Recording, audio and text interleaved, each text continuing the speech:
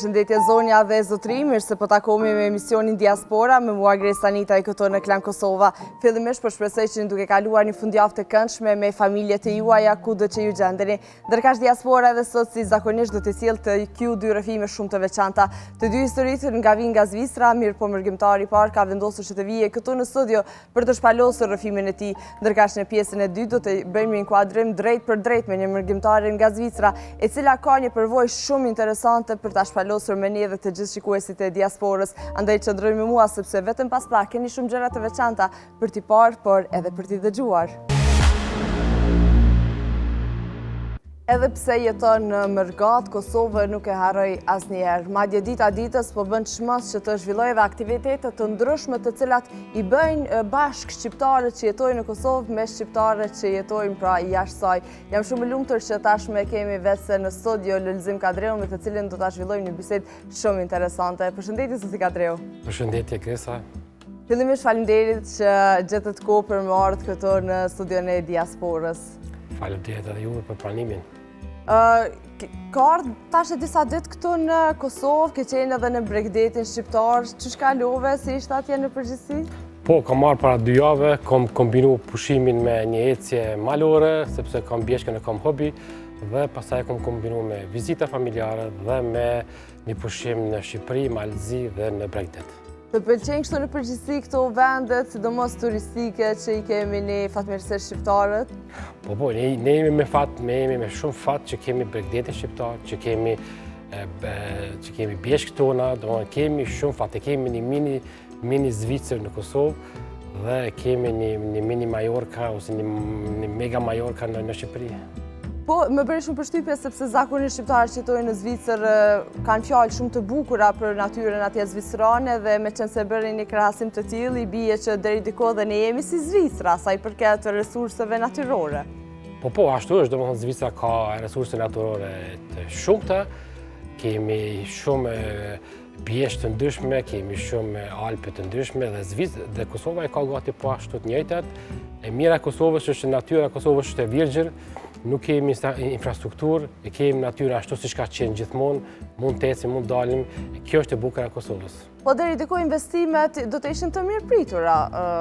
Patjetër, janë disa investime që janë të nevojshme që njerëzit ta kenë më lehtë të shkojnë nga pika A në pikën B, por bjeshka e Kosovës, e Malezi dhe e Shqipërisë janë vërtet Alpe shumë të bukura që ende nuk janë zbuluar sa duhet dhe tash me hikingun këto po zbulohen. Do të ndalemi patjetër te kjo pjesë dhe shumë e rëndësishme që po e bën edhe për promovimin e bukurive natyrore pra të cilat i gëzojnë shqiptarët, por le të ndalemi fillimisht te kjo pjesa Lulzim tash sa vite ti me familjen tënde u larguat nga Kosova, ti ke qenë atëherë fëmijë, si ka qenë ajo periudhë në përgjithësi për ty dhe familjen tënde? Ajo periudhë nuk ka qenë asnjëherë lehtë, sikur historia ime, sikur historia e shumë mërgjimtarëve tjerë, nuk ka qenë lehtë sepse të zhvencohesh për një shteti në shteti tjetër kërkon adaptim, kërkon njohuri të reja, kërkon gjuhë të reja dhe këto nuk shkojnë me disa javë, këto shkojnë nganjëherë me vite. Fillimi ka qenë i vështirë, por me vullnetin që familja të jetë bashkë, dhe ky ka qenë qëllimi, që familja të jetë bashkë, kemi arritur në fund që të adaptohemi dhe të integrohemi në shoqërinë zvicrane. Po cila ka qenë mbas ajo sfida kryesore apo ajo vështirësia kryesore me të cilën jeni ballafaqu ju si të huaj, sepse fatkeqësisht jemi të huaj kur shkojmë në një vend? Po vështirësia kryesore gjuha. Gjuha do të mësohet, kur mësohet gjuha pastaj vështirësia është zakonet të sjellurit me të tjerët. Zvicranët janë të njohur gjakftoft, nuk janë shumë sikur ne që jemi më të lirë. Atje është tradita e punës pak më ndryshe është, atje nuk ka humor, nuk ka hajgar për gjatë ditës punës. Dhe këto janë gjërat që duhesh mësosh dhe kur je fëmijë i mëson këto shumë lehtë. Dhe pastaj dikur kalon në zakon të përditshëm dhe e bën çdo ditë. Po sa vjeç ke qenë atëherë kur jeni largu Lulzim? Atëherë kur jemi largu neve kemi qenë 13-15 vjeç, ashtu kemi qenë, jemi largu me familjen nga Prishtina. Prindi jem ka qenë minator dhe në ato demonstratat e minatorëve ai ka shfrytzuar rastin dhe është largu dhe pas disa viteve na ka marrë dhe ne familjen. Po besoj pas ka kaluar goxha kohë dhe konsideroj se normalisht atëherë dhe paragjykimet mund të kenë qenë edhe më të theksuara, sidomos ndaj nacionaliteteve të tjera. U paragjykuat në fillim Lulzim apo si u pritën? Po, ka pas gjithmonë paragjykime, ka pas gjithmonë diskriminime, ka pas në Zvicër është e njohur një ligj i cili ka diskriminuar huajt dhe nuk i ka leju që familjet bëhen bashkë dhe ka pas diskriminime ndryshme, por komuniteti shqiptar, me punën e tyre, me vullnetin, me diturin që kemi, neve kemi arrit gjithmonë me shku për para. Dhe këto nuk kanë qenë diçka pengesë për mua personalisht. Dhe kjo po besoj se ka qenë një prej arsyeve kryesore që të ka bërë se qysh në Vezhlim kultivuat ndjenjen e patriotizmit edhe me pas një farë tendencë mi pas shqiptarët të unifikuar deri diku, qoftë në Zvicër dhe qoftë në përgjithësi në mërgatën shqiptare, apo jo? Po, patjetër.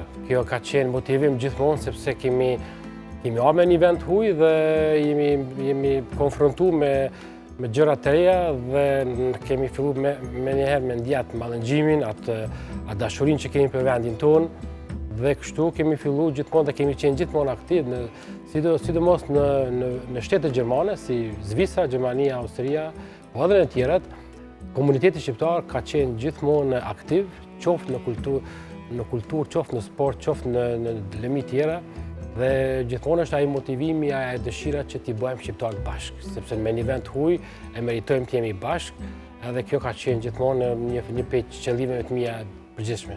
Po apo arrihet ky fakti, pra kjo tendenca që shqiptarët jenë bashkë, Lulzim, sidomos në mërgat?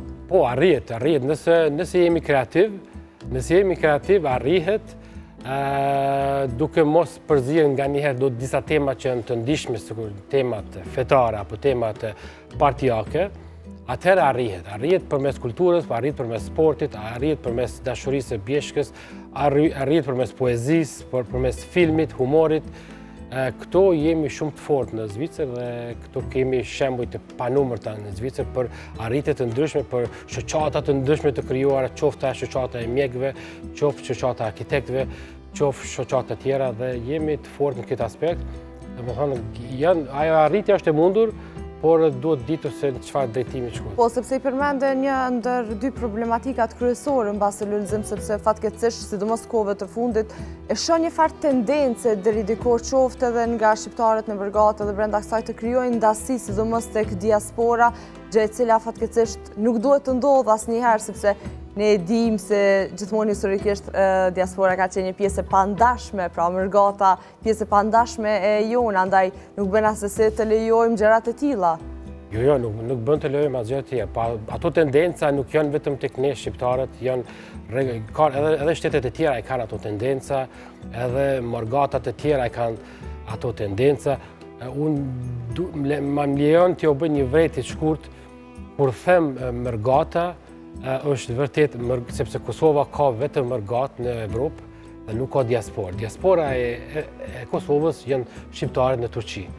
Kurse është një dallim shumë i rëndësishëm që shpesh nuk i kushtohet shumë rëndësi, është ndoshta për dikën një detaj i vogël, por diaspora është një komunitet i një shteti i cili është largu, përpiqet të ruajë traditat, por është shkëput nga dhe e tyre, kurse mërgata është një komunitet i cili është largu, por nuk shkëputet nga. Po, sepse ka shumë, në fakt e ngritën një çështje shumë interesante, Lulzim, sepse ka shumë dilema dhe sa i përket emërtimit, pra diaspora, po mërgata, por sido që të jetë, ke shumë të drejtë sa i përket elaborimit tënd që e bëre pikërisht për gjuhën shqipe, mirë po unë e them tek e fundi jam me rëndësi shqiptarët të jenë bashkë dhe ata të ndjehen shqiptar kudo që shkojnë, pra mos i harrojnë traditat edhe kulturat shqiptare. Kur jemi tek traditat edhe kulturat shqiptare, Lulzim, unë e di që sidomos viteve të fundit ju jeni shumë aktiv, pra vazhdimisht mbani edhe organizime të ndryshme të cilat tentonit të mbani shqiptarët të bashkuar, por apo arrim ne që ti kultivojmë ato tradita, sidomos shqiptarët në mërgat, ato traditat, kulturat shqiptare, sepse për gjeneratat më të vjetra e di që po, sepse kam edhe shumë familjarë në mërgat, për në anin tjetër kam edhe familjarë të ri, të cilët nuk është se janë të njoftuar 100% fatkeqësisht me kulturën shqiptare. Po, në mërgat kemi gati tash 4 gjenerata të mërgatës sonë. Ato gjenerata e parë, ata e prindë tonë, gjenerata e dytë, bëj pjesë unë, gjenerata e tretë janë vajzat e mia dhe ka edhe gjeneratë katërt.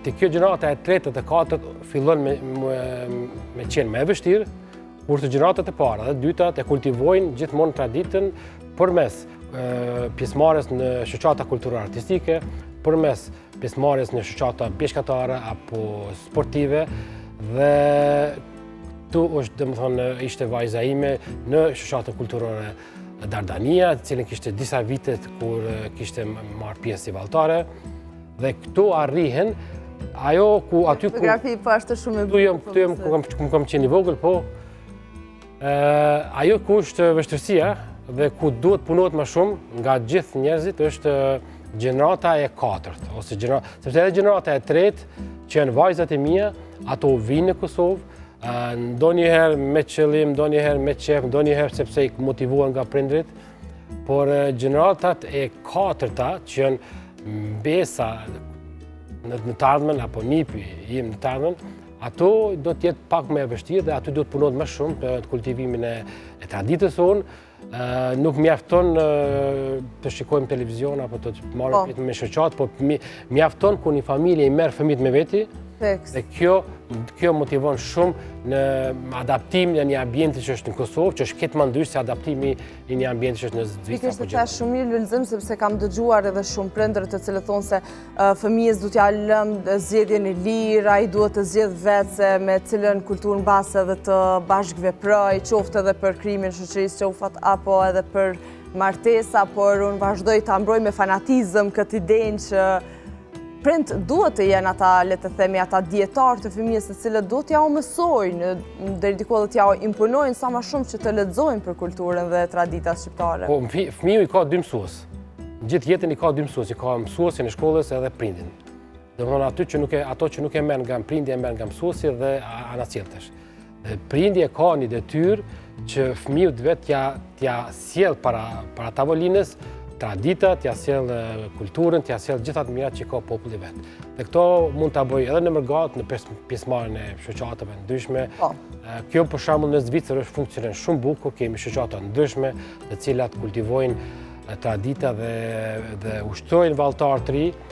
Dhe pastaj ai hapi më i rëndësishëm është kur familja e merr fëmijën e vet edhe e sjell në Shqipëri, në Kosovë, në Mallzi, në Maqedoni, atëherë është aty e prekaj pastaj ju ishin edhe këta trit kur dalin në aeroport dhe komentojnë, dhe ato shumica komentojnë gabimisht sepse kanë emocione shumë dhe nuk janë konfrontuar asnjëherë para një televizioni dhe aty kanë emocione ndryshme, kështu që duhet i sjellin fëmijët në atë dhe këtu pastaj është bë puna më e madhe është bë. Po, të thash Lulzim sepse me shumë edhe mërgjimtarë të cilët kam biseduar, kur më ka rastisur që të bisedoj edhe me fëmijët e tyre, fatkeqësisht nuk është se e kam pasur një gjuhë shqipe, le të themi të artikuluar, deri diku i kuptoj, i justifikoj me qenë se po jetoj në një vend tjetër dhe kanë kontakt me kultura të ndryshme, por disi është e dhëmshme Lulzim. Ta vendosin një kulturë tjetër përpara kulturës shqiptare, deri diku. Po këtu është pastaj puna e prindit çdo ditë në shtëpi. Këtu është puna e prindit që duhet nëse ka atë dashurinë e mjaftueshme, nëse ka dashurinë për vendin, për gjuhën e vet, gjuha jonë është një prej më të vjetra në botë, atëherë e ka domethënë obligim që ta bizotroj gjuhën shqipe në familjen e tyre. Unë e tregoj një shembull shumë thjesht me vajzën time të vogël. Kemi ndruar shpesh herë vendin lokacion ku kemi banu dhe herën e fundit pastaj një vit gati nuk foli hiç në shkollë dhe kurse në shtëpi folte si bil kurse ndalke, kurse në shkollë nuk folke. Dhe mësuesi na konfrontoi dhe na tha që duhet bëjmë diçka sepse nuk fol në shkollë. Edhe neve pam gabimin që duke mundu të flasmi shumë gjuhë në shtëpi, jo gjuhën gjermane, jo shqipe, jo angleze, jo franceze, ku e dione. Fëmiu e ka humbë bazën, nuk e ka ditë se cila është baza e saj, dhe pastaj fillon vetëm shqipen me folë në shtëpi, dhe kjo u përmirësua me disa muajve dhe filloi me folë në shkollën në shtëpi, sepse fëmiu e ka nevojë me ditë se ku është baza. Nëse e din cila është baza, pastaj i mëson gjuhë tjerë. Por shpesh neve bëjmë gabim që shoku mbadun vetë. Po mbase shpesh edhe pa vedi duke. Ato i bëjmë pa vedi, kuptohet. Por përdorimi i gjuhës shqipe në shtëpi, ajo është diçka një ligj që nuk duhet thy dhe ato duhet ta mbajmë secila familje në mërgat dhe pastaj aty është kry puna më e madhe kryet. Po dhe patjetër sido që të jetë, s'ka se si fëmija që në të ardhmen mos të di të flasë gjuhën shqipe ashtu siç dohet. Po i shohim edhe fotografitë në ekran, Illericum Hiking, pra e keni edhe një shoqat ku rrugimtarë të ndryshëm mblidhesh së bashku dhe veni edhe vizitoni vende të bukura natyrore. Se themelove këtë shoqat, Lulzem? Po, këto kemi themelu bashkë me shokët, jo vetëm unë, po bashkë me shokët e mi e kemi themelu këtë shoqat, sepse u kam marrë pasion nga prindjem, nga baba, kam marrë pasion gjithmonë me ecë në përbjeshk, dhe pas koronës fillova me hobin e ecjes dhe kështu më bas kanë gjithë shokët, njëri pas tjetrit, po vime ne, pse ti del vetë, pse s'vjem me ne, pse s'dalim ne me ty, dhe kështu bërëm 2, 3, 7, 20, 30 vetë jemi tash prafërsisht, dhe dalim çdo fund muaj dalim me ecë, dhe një herë në vit e kemi obligim, tradit, që më arë në trojet tona kombëtare, dhe këtu ishte hera fundit në majën e më të lartë që të Alpeve shqiptare në majën e Korabit. Cili është ai feedbacku apo ai reagimi që kanë zakonisht mërgimtarët, mbase shumica prej tyre shkelin edhe për herë të parë një pjesë tokë shqiptare, si ndihen ata, çfarë të thonë më së shpeshti? Është një egzaltim që nuk shpjegohet me fjalë. Shumicën e radhës, domethënë njerëzit shokët e mi vetëm e kërkojnë datën kur kemi me dalë, se jo ku kemi me dalë dhe jo çka kemi me bë, sepse në momentin kur largohesh nga ai rrethi i përditshëm i punës, i jetës, i familjes, i shtresit, atëherë krijon domethënë emocione të mira dhe bash i lumtur dhe kur arrin majet larta që arrin neve deri 2700-2800 për 3000 metra lartësi, atëherë jemi një botë tjetër, je i gëzueshëm, ke arrit një qëllim që shumë tjerë nuk e kanë arrit. Dhe gjithmonë shokët e mi, shoqet e mia, jemi pe gjitha viseve shqiptare jemi, janë gjithmonë mirëpritëse dhe gjithmonë bëjmë bashkë, shoqata e kemi themelu bashkë. Pikërisht për këtë qëllim. Dhe dalmi një herë në muaj, dalmi deri 2 herë në muaj verës, dhe hera fundi ka qenë para 2 javë në majën e Korabit, dhe kjo do të vazhdoj çdo vit. A keni ndërmend përveç shqiptarëve më u bë ndonjë ftesë edhe zviceranëve, pse jo të vinë ata në vendet e Kosovës të shohin se sa e bukur është Kosova dhe jo vetëm Zvicra ka bukurinë natyrore? Po, patjetër, ne jemi të hapur për çdo nacionalitet që vjen me neve. Neve kemi posë edhe qëllim që neve vetë ta shkelmi tokën tonë, se para se të flasmi dikujt, duhet ta dim se ku po shkelmi, sepse duhet ta keni parasysh popujt gjerman në veçanti, ata kur dalin dikur ata dojnë me ditë për te, se a ke qenë ti, a ke shkel ti, a ke pa ti, si është, nuk dojnë me ditë për Google apo për inteligencë artificiale, a ke qenë ti si person aty, nëse ti e bindë ato si ke qenë, a i pastaj vjen.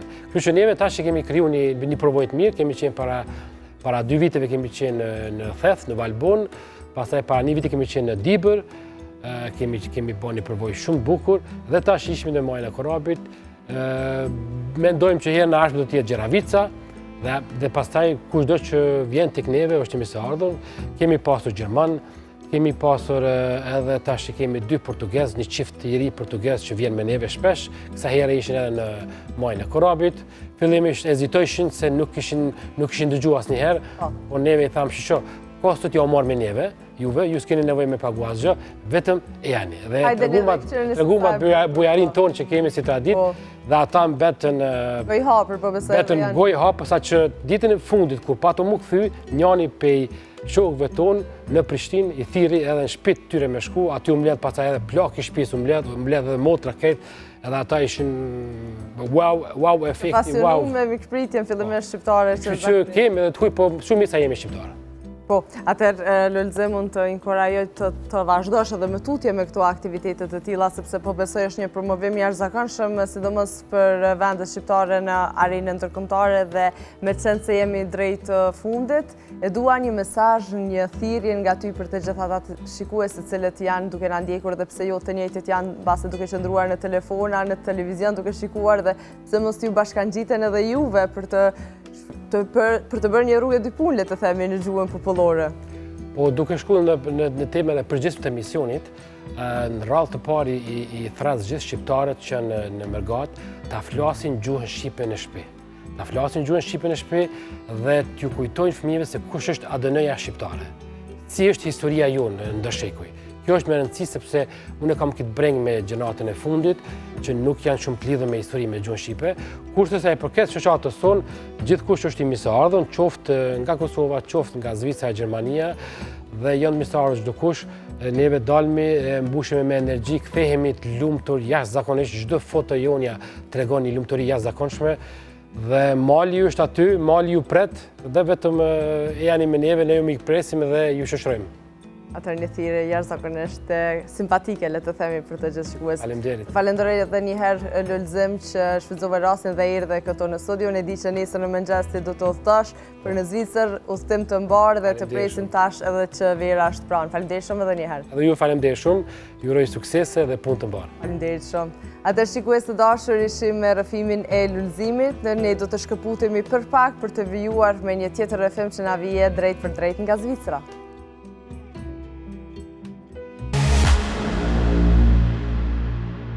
Kur kam lexuar për biografi dhe librin e saj, kam betë thjesht pa fjalë dhe jam shumë e lumtur që si një shqiptare mu në mes të Zvicrës ka arritur të botoj një libër fillimisht në gjuhën gjermane, mirë po për shkak të interesimit të jashtëzakonshëm të cilën e ka pasur në këmbim, është detyruar që ta botoj edhe në gjuhën shqipe dhe ka bërë një hap të jashtëzakonshëm sepse e ka botuar një libër i cili flet për një shtresë jashtëzakonisht të ndjeshme të shoqërisë, siç janë edhe fëmijët, pra një pjesë në anën tjetër shumë e rëndësishme për shoqërinë tonë. Jam shumë që tashme do të zhvillojmë një intervistë drejt për drejt me Qëndresa Ramadani Canollin, të cilin e kemi në Zvicër. Përshëndetje Qëndresa. Përshëndetje Greca. Qëndresa, unë të tregova se jam djesh shumë krenare kur e kam pa librin tënd, kur e kam pa se ka një interesim të jashtëzakonshëm fillimisht atje në Mërgat, por edhe në Kosovë për ta lexuar, për të njoftuar sa më shumë me atë se çfarë ti ke vendosur që të shkruash në atë libër. Faleminderit shumë. Edhe unë vetë jam befasu, në fillim nuk e kam prit që kam e pas që ka që interesim të madh edhe në gjuhën shqipe, sidomos edhe nga Kosova.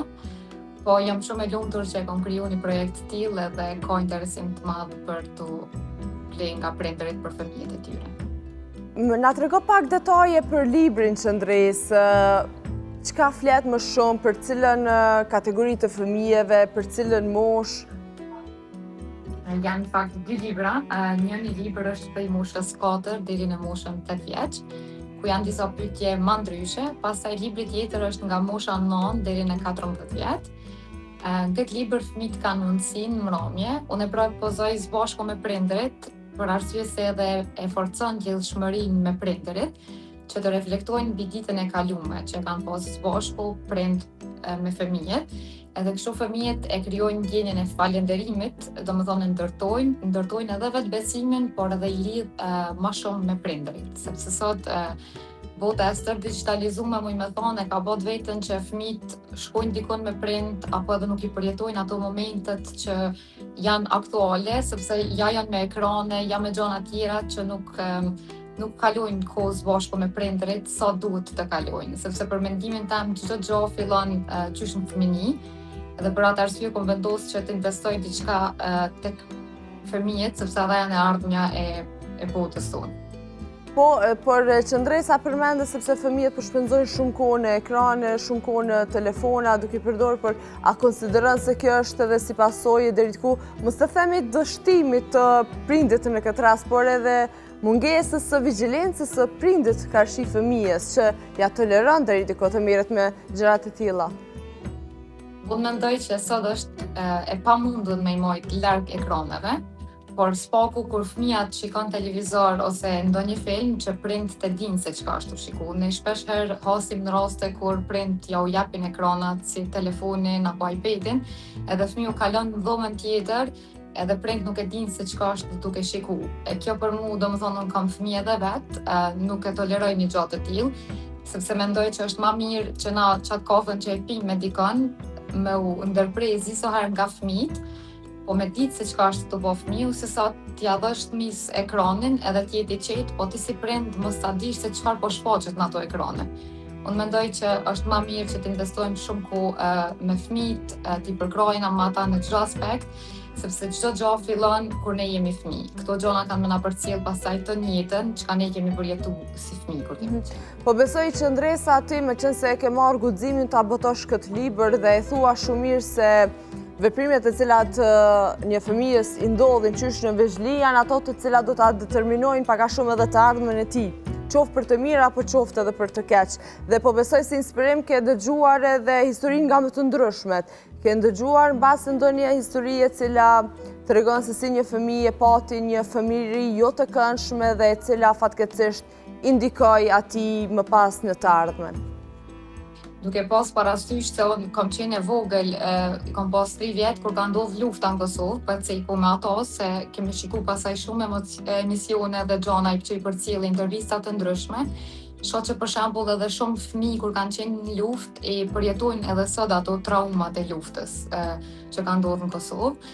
Edhe mendoj që edhe gjona që kemi bërë kur kemi ardhur në pushim ose që jemi kënaqur përpara më shumë me duke lumë me njëri tjetrin apo diçka të tillë, sot jo mungon fëmijëve ajo pjesë. Edhe domethënë unë shpesh e pyes veten se a thuhet çka kanë me tregu këta nesër kur e kalojnë shumicën e kohës Po ekran. Po që Ndresa, ndalemi pak te përvoja jote personale, të mungon ty fëmijëria?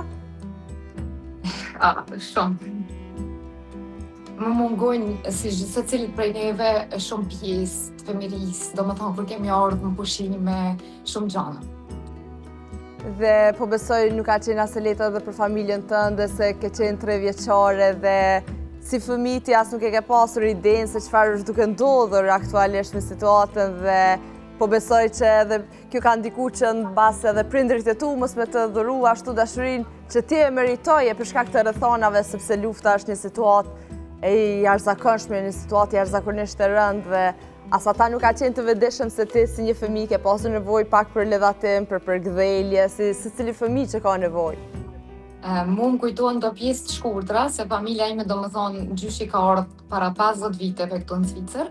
Pastaj e ka marrë babin, gjyshën edhe kështu kemi ardhur, ne kemi lind krejt këtu. Po më kujtohen pjesë të ndryshme që i kanë shiku lajmet gjithmonë edhe janë bë merak sepse ka qenë një situatë e jashtëzakonshme. Edhe pastaj edhe disa familjarë që kanë qenë atje, familja e mamit, Axhi, domethënë që janë brengos shumë. Po pastaj edhe ndër vite dhe masi që ka përfunduar lufta, domethënë gjithmonë ju ka interesu Kosova, edhe na gjithmonë kemi ardhur shumë me qef në Kosovë, sepse kemi pasur edhe familjen e mamit. E përmendë një numër jashtëzakonisht të madh të familjarëve, por më bëri shumë përshtypje kur e përmendë përveç prindërve, përmendë edhe gjyshën dhe disi ma e pat ndjesinë se ke një raport jashtëzakonisht të afërt. Po, unë kam pas fatin më rrit me gjysh, me prindë e babit, se këta kanë jetu gjithmonë me neve, zbashku me neve. Ndërsa familja e mamit ka jetu në Kosovë, ata i kemi po pak ma rallë. Mi po mendoj që për çdo fëmijë është një bekim shumë i madh kur rritet me gjysh. Mu pasaj të gjyshrit më kanë vdek, edhe gjyshi i shtëpisë, edhe gjyshi i dojve, edhe më mungojnë jashtëzakonisht shumë.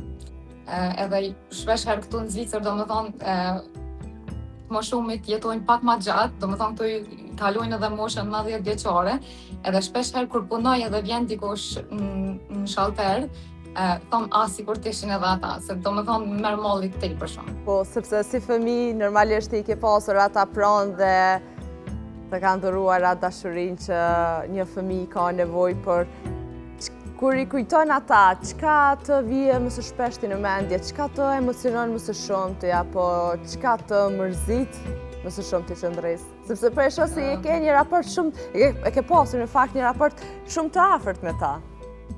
Çdo një pembes. Me gjyshin e shtëpisë kujtoj shumë gjona, domethënë rritjen tonë, jetën që kemi bë, ato vizitat, ato udhëtimet që kemi bë në Kosovë gjithmonë gjatë verës që kemi ardhur me vetur, ka qenë një emocion shumë i madh. Domethënë që sot ndoshta m'ja shpjegoj një fëmijët, nuk është që ka qenë përpara, se kemi ardhur ma rroll, edhe ke prit domethënë unë e di që ato 8-9 javë të fundit, na veç i njeshme, edhe thëshmi që kena me shku te Axhi, kena me u bashku me fëmijët e tij, kena me luz bashku. Edhe me gjyshin e dajve, domethënë e kujtoj atë qetësinë e tij, atë dashninë që ka ditë më na i dhënë pa kushte kur kemi shku, edhe do më thonë ka qenë gjithmonë i qetë.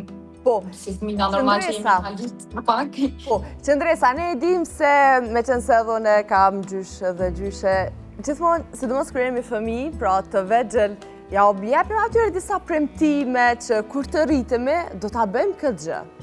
Dhe e ke pasur ti ndonjë amanet që ata ta kanë dhënë ty që kur të rritesh, ta realizosh, apo ndonjë premtim që ju ke premtuar se do të realizosh kur të rritesh?